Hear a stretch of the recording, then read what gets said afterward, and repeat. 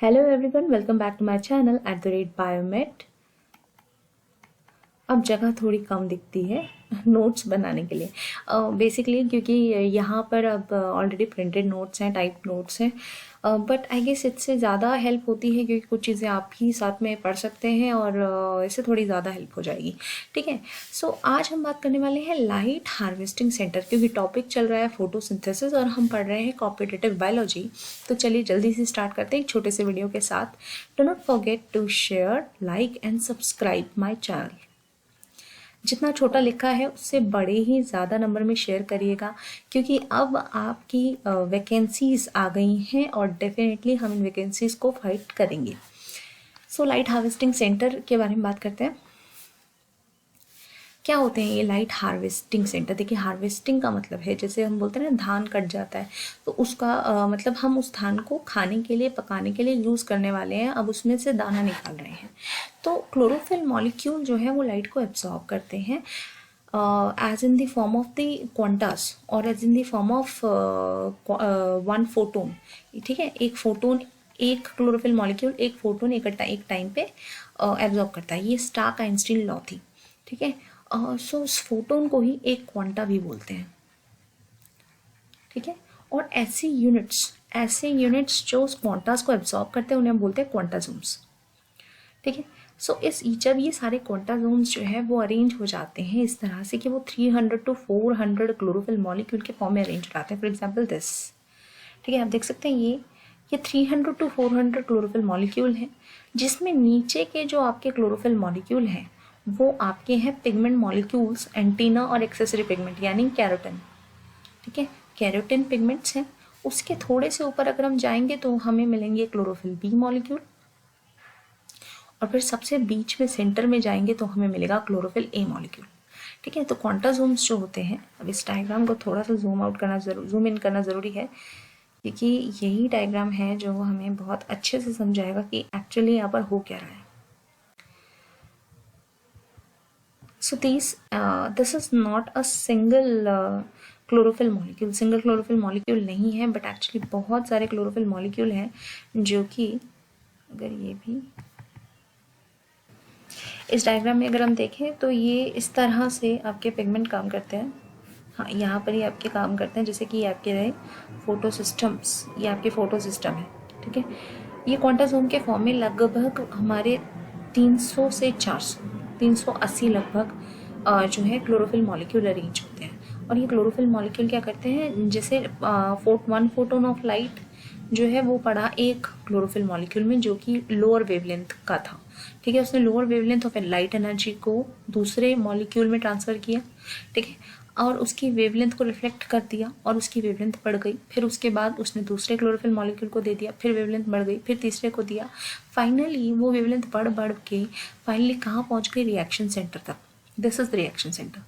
जिसको सबसे पहले क्लोरोफिल मॉलिक्यूल मिला था वो सारे के सारे थे एंटीना पिगमेंट, और वो आपके थे कैरोटिन या फिर क्लोरोफिल बी।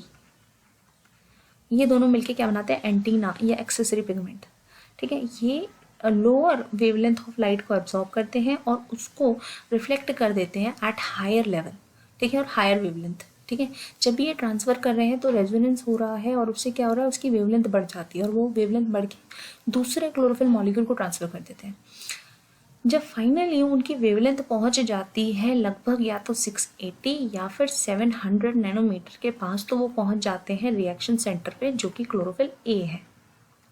ठीक है, क्लोरोफिल ए है। क्वांटाजोम्स में जो रिएक्शन सेंटर होता है, यानी जहाँ से रिएक्शन होना है, वो क्लोरोफिल ए मॉलिक्यूल होता है। अब क्लोरोफिल ए मॉलिक्यूल के पास होते हैं इलेक्ट्रॉन्स। अब ये इलेक्ट्रॉन कहाँ से आए, इसका सोर्स क्या है, वो बात की बात है, वो हम पूरे रिएक्शन में पढ़ेंगे।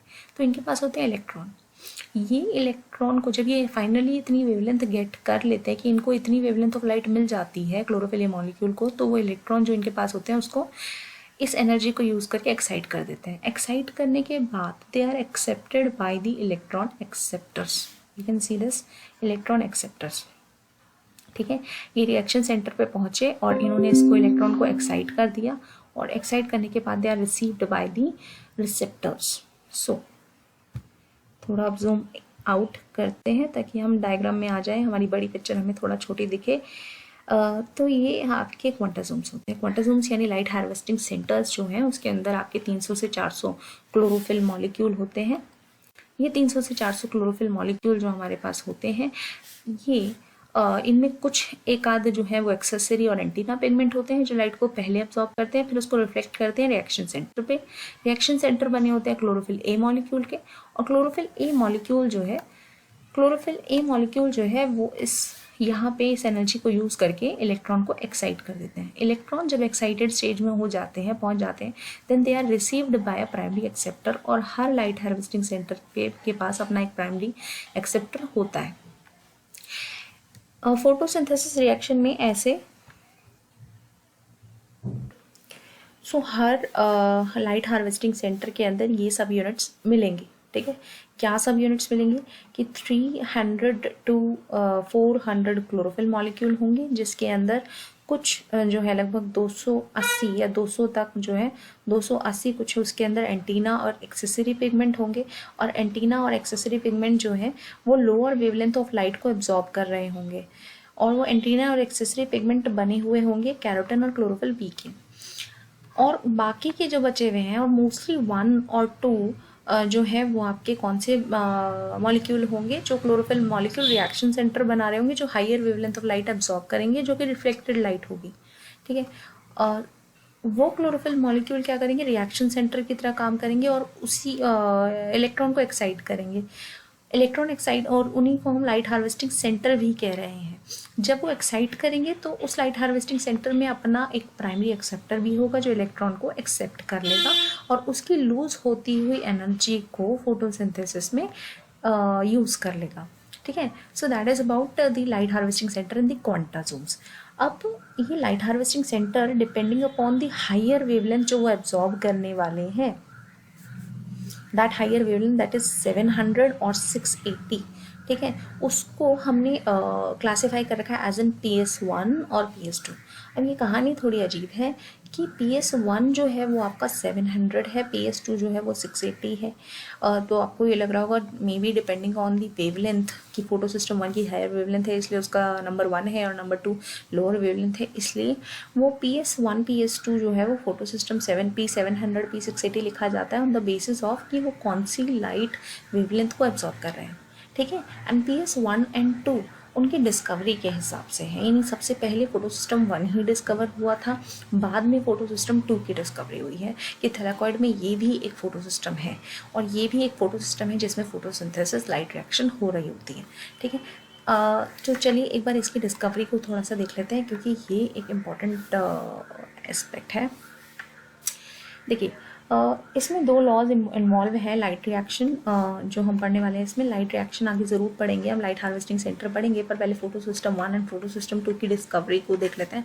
जी, फोटो सिस्टम 1 पहले सोचा जाता था कि सिर्फ फोटो सिस्टम 1 है जो कि एग्जिस्ट करता है, जिसमें लाइट रिएक्शन होती है जो कि एक्साइट करता है इलेक्ट्रॉन्स को, और there is a primary acceptor, but there is an red drop phenomena which is shown.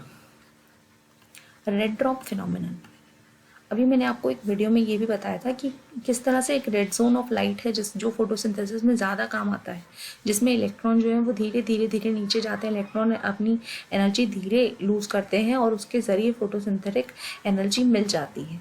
ठीक है, और उसे हम रेड जोन भी बोलते हैं। इसीलिए जो फोटो सिस्टम 1 है उसका भी अगर हम देखें तो वेवलेंथ है 700 नैनोमीटर, और जो 2 भी हम देखेंगे फोटो सिस्टम 2 वो भी रेड जोन ऑफ लाइट के आसपास ही है 680।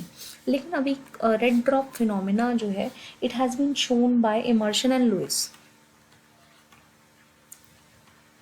इमर्शन एंड लुइस ने ये शो किया कि जो पर क्वांटा यील्ड थी, ठीक है, दैट इज क्वांटम यील्ड,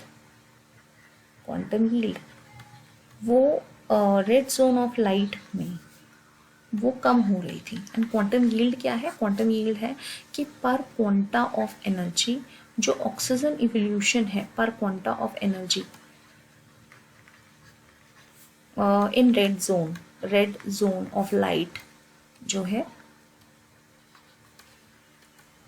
पर quanta of energy in red zone of light जो यूज हो रही है, उसके साथ साथ जो ऑक्सीजन इवॉल्व हो रहा है, oxygen evolution is getting lower. वो कम होता जा रहा है। पर क्वांटम ऑफ एनर्जी के बराबर जो ऑक्सीजन एवोल्यूशन है वो लेस है, बहुत कम है, और धीरे धीरे जो है ऑक्सीजन एवोल्यूशन हमें कम दिख रहा है। That is the red drop phenomena.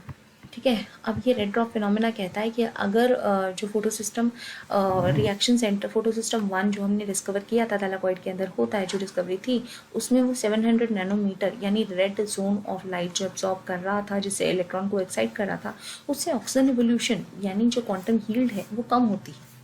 ठीक है, लेकिन बाद में डिस्कवरी हुई इमर्शन एनहांसमेंट इफेक्ट, उसको हम बोलते हैं इमर्शन एनहांसमेंट इफेक्ट।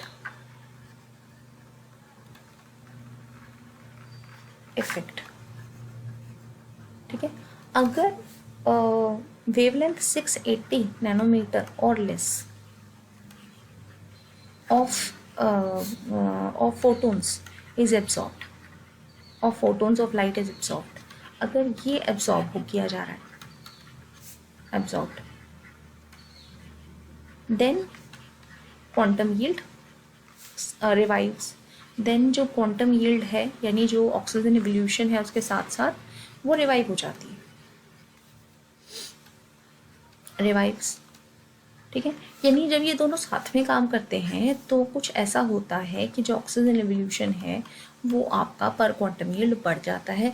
जबकि अगर अकेला 700 काम कर रहा होता है, 700 नैनोमीटर यानी एक ऐसा रिएक्शन सेंटर जिसमें 680 एंड अबव लाइट एब्जॉर्ब हो रही हो, 680 एंड अबव लाइट एब्जॉर्ब हो रही हो फोटो सिस्टम 1, वहाँ पर क्वांटम यील्ड कम हो रही है, वहाँ पर ऑक्सीजन एवोल्यूशन पर क्वांटम एब्जॉर्ब्ड ऑफ लाइट कम हो रहा है, ऑक्सीजन एवोल्यूशन या तो नहीं हो रहा है या बहुत कम हो रहा है। लेकिन अगर हम बात करें फोटो सिस्टम 2 की, सॉरी नॉट अभी कहाँ से फोटो सिस्टम 2, लेकिन अगर हम बात करें ऐसी लाइट की जो 680 नैनोमीटर, अगर ऐसा रिएक्शन सेंटर हो जिसका अगर ऐसा कोई रिएक्शन सेंटर हो जो कि एब्जॉर्ब कर रहा है 680 एंड लेस वेवलेंथ या उसके near by wavelength of energy of photons of light, तो ऑक्सीजन एवोल्यूशन हो रहा है। इसको इमर्शन ने कहा, इमर्शन एनहांसमेंट इफेक्ट। तो इनसे इन्होंने ये डिस्कवरी की यहाँ पर कि उन्होंने पोस्टुलेट किया कि यहाँ पर एक नहीं एक्चुअली 2 फोटो सिस्टम है। ठीक है, PS1 जिसकी डिस्कवरी पहले हुई जो कि 700 नैनोमीटर की एनर्जी एब्जॉर्ब कर रहे हैं, जो कि ऑक्सीजन इवोल्यूशन के लिए रिस्पॉन्सिबल ही नहीं है। ठीक है, ऑक्सीजन इवोल्यूशन के लिए रिस्पॉन्सिबल ही नहीं है, इसीलिए अगर वो लाइट एब्जॉर्ब भी करते हैं, अगर वो लाइट एब्जॉर्ब भी करते हैं तो ऑक्सीजन इवॉल्व हो ही नहीं रही है। इसीलिए जो ऑक्सीजन, अगर ये केवल अकेले काम कर रहे हैं तो ऑक्सीजन एवोल्यूशन नहीं दिखेगा। जबकि PS2 के अंदर अगर 680 नैनोमीटर से कम की एनर्जी, लाइट एनर्जी एब्जॉर्ब हो रही है तो ऑक्सीजन एवोल्यूशन वहाँ पर होता है। ठीक है, PS2 यानी photo system 2 is the first step of the light reaction, जहाँ पर फोटोलाइसिस ऑफ वाटर होता है और ऑक्सीजन इवॉल्व होता है, इलेक्ट्रॉन रिलीज होता है, वही इलेक्ट्रॉन एक्साइट होके पहुंचता है फोटो सिस्टम 1 तक। यानी जो आपकी लाइट रिएक्शन है उसमें सबसे पहले फोटो सिस्टम 2 आते हैं, देन फोटो सिस्टम 1 आते हैं। इससे पता चला कि हमारे पास 2 फोटो सिस्टम है जो दोनों साथ में काम करते हैं, and that is given by immersion enhancement effect. इससे ये डिस्कवरी आपकी होती है। अब अगली रिएक्शन में हम अगली वीडियो के अंदर हम बात करेंगे लाइट रिएक्शन की, और बात करेंगे कि Z type of reaction in the photosynthesis. Thank you.